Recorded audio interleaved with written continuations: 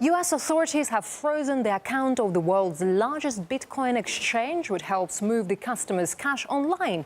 The booming digital currency has hit bureaucratic blocks ever since its rapid growth came to the attention of the government. RT's Marina Portnaya now explains. The U.S. government has made no secret of the fact that it is keeping a close eye on the Bitcoin, but now it appears that the close eye includes a crackdown on the decentralized digital currency. The Department of Homeland Security has seized the company known as Dwolla, which allows customers to transfer their U.S. dollars into Bitcoins. On Tuesday, Washington shut down Dwolla's ability to process Bitcoin payments. Now, the U.S. warrant alleges that the Iowa-based company was operating as an unlicensed money transmitting business because Dwolla wasn't registered with the Department of Treasury's Financial Crimes Enforcement Network. Now, some economists believe the timing of this case is no coincidence. You see, the popularity and press surrounding Bitcoin is skyrocketing, and the use of electronic currency is growing more appealing to investors and customers around the world. This, of course, threatens the long-held grip that governments and banks have had on currency regulation and interest rate manipulation. Now, this New York City bar/restaurant behind me, known as Ever, began accepting Bitcoin last month. So far, the Midtown business has reportedly processed more than $20,000 worth of transactions in Bitcoin. Now, while Wall Street remains less than 8 kilometers away from here, the financial industry, to its disappointment, is far removed from the way in which the business of Bitcoin is operating. Reporting from New York, Marina Portnaya, RT. And let's now take a look at Bitcoin's background to see why the U.S. government is so worried about the independent currency. The concept was first floated in 2008. The idea was for users to avoid banks when transferring cash by connecting directly with each other. Customers worldwide can spend Bitcoins to buy things without having to pay the normal higher fees.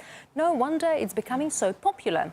The currency's value reached a record high in April, and its subsequent decline is partly being put down to the pressure of red tape. And joining us now live from Bratislava, political activist and blogger Mike Gogalski. Mike, very welcome to the program.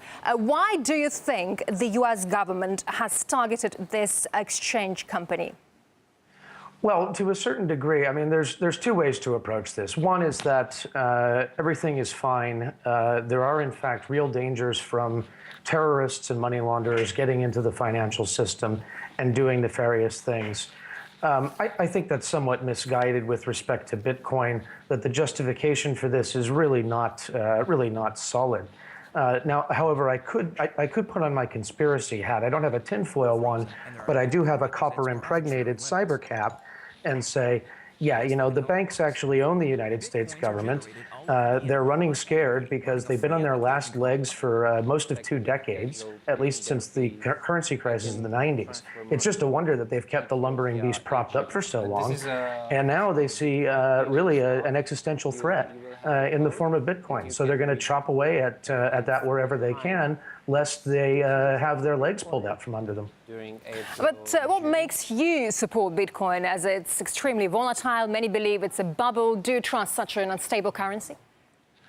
Well, I don't, you know, to say you trust a currency is a matter of faith, and it's a momentary thing, obviously. We've seen pictures from history of the Weimar Republic in Germany of banknotes being shoveled in wheelbarrows into people's houses and loaded up into ovens just to provide heat because they were worthless otherwise. So Bitcoin is a long-term play right now. And I see Bitcoin as kind of heralding a much brighter future for us, where we don't have the weight of the banks and the financial industry crushing down and really squeezing so much human energy out of our planet. So I take it as you think there is a room for independent currencies, whether they're digital or not. Well, I think that history is going to prove this point precisely. There's no undo button for something like Bitcoin, just as there's no undo button for something like the internet. It's out there, and as much as you want to say, here, kitty, kitty, go back in the bag, an independent, non-political currency is going to arise and, I believe, supplant or at least strongly complement the existing national currencies. How is it possible to control a currency with no material value then? Well, to some extent, no currency at all actually has a material value. The value of a currency arises by means of social consensus. So when we agree that a certain thing, whether it be atoms of gold or pieces of paper or numbers in an accounting ledger or bitcoins, has value, and we trade in it and express our faith in it that way, then it does acquire value through social exchange. So how does it acquire value? Well, it acquires value by people using it. I see.